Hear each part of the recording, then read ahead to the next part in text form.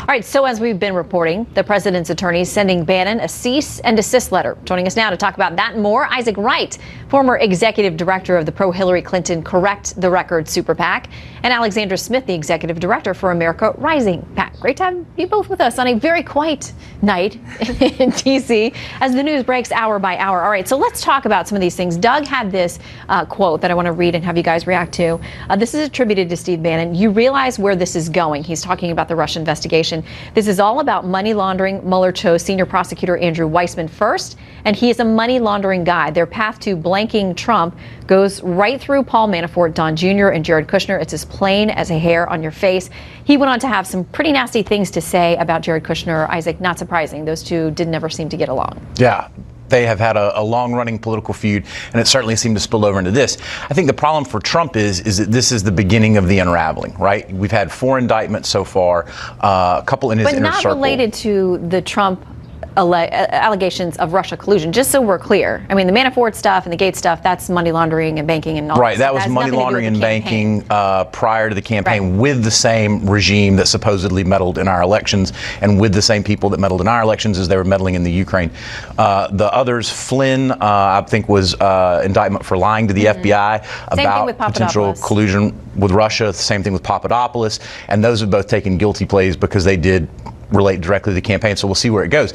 This seems to be the beginning of the end for Trump. Now, what does that mean in the investigation? Does it actually lead all the way back to Trump? I don't know. Only time will tell. But it certainly seems that more, even in his inner circle, are starting to flee for cover. Even people like Steve Bannon, who's not exactly a beacon of ethics himself, because if you read closely what's been released of what he said, he didn't condemn that they did this, quote, treasonous, unpatriotic thing. He complained that they did it in a way they could get caught. Yeah, exactly. Okay, so Alexandra, he says it's over. It's over for the president. What do you say? No, I don't know where it's going to lead back to him. Beginning of the end, beginning of the end. Beginning of the end of the investigation. It's going to unravel from here. I don't know if it's going to go back to the president or not. The president, as you all know, sent a scorched earth policy statement out this afternoon. Here's part of what he said. He says, now that he's on his own, Steve is learning that winning isn't as easy as I make it look.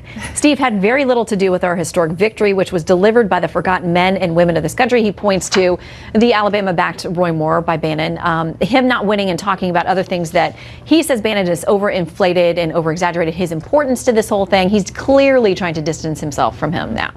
Well, look, I think that Steve Bannon made the mistake of confusing President Trump's abilities for his own. And I think it's important to consider that with respect to Russia, we're really talking about 2 different things here. We have one, the formal investigation, a very important investigation that's going on. And then on the other hand, we have sort of this palace intrigue in D.C. It's very interesting, great gossip, great fodder for people like me and for Isaac and for you.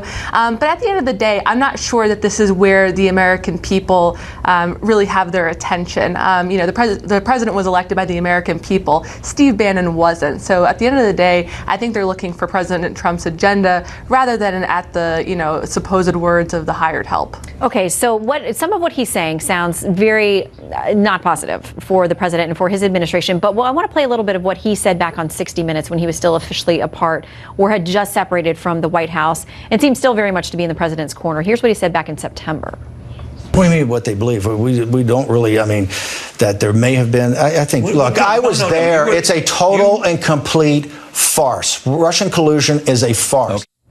So, Isaac, that's what he said in September. Right. So, and I think that's the really crucial thing about why this is more than just palace intrigue, why this is potentially criminal, because he raised the point in the book about the meeting where Kushner and Manafort and the senior-most circle around Trump at that time, it predated Bannon, went to a meeting with Russian officials under the auspices that they would be receiving opposition research on Hillary Clinton, that they would be receiving, quote, dirt on Hillary Clinton, something of a value, right? Because that had a monetary value. That would make it illegal had that transmission of a monetary value from a foreign government actually happened. If the campaign had been offered the same thing, they would have showed up to a meeting? No, absolutely not.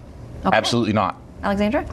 I mean, look, I think that the Hillary Clinton campaign would have shown up to a meeting like that. But, you know, here's... You have to agree to disagree. As Isaac is... I would be curious. You run a research organization. Would you show up to a foreign government offering you an illegal contribution? Well, this is somebody who was not represented to them as an official representative of the Russian government. But of course, people say, if you meet with anybody from the Russian government, you're probably meeting with somebody who has designs on you or has a motive. Here's something to consider. I think that you can see through Steve Bannon's past statements that he has a vendetta out for the Trump children. Look at in Alabama when he openly mocked Ivanka Trump on stage at the Roy Moore event. So he clearly has an agenda out for the kids. So it wouldn't be surprising to me that he would necessarily say these things about Don Jr. because we've seen his penchant for attacking the Trump children in the past. That being said, I think look at the scorecard since Bannon has left the White House. On the one hand, we have tax reform that got passed. That's a huge victory for President Trump and the Republicans. On the other hand of the ledger, we have Steve Bannon, who hangs the Alabama Senate race. But if I can finish the point I was making about that meeting in New York, that's where the bombshell is. It wasn't the fact that meeting happened. We knew it happened. We knew the intention that was laid out. That's all been documented. The emails have been turned over. Bannon made the point in the book. There's no logical way that the president's son-in-law, his campaign chief strategist at that time, Manafort, and the inner circle were going to a meeting to get secret dirt from a foreign government on Hillary Clinton, and Trump didn't know about it. That was the point that Bannon raised in the excerpt, that if true, is a bombshell. Well, we'll see, because the president has denied, unfortunately we're out of time, but the president has denied he had any knowledge of it or any meeting about that. So if the facts prove otherwise, he'll have to answer that question. But for now, he stands by that. So we got to leave it there for now. But I'm sure there'll be another scandal erupting soon. So come back. Good to see you both. Thanks. Good to see you. Thanks so much. All right, this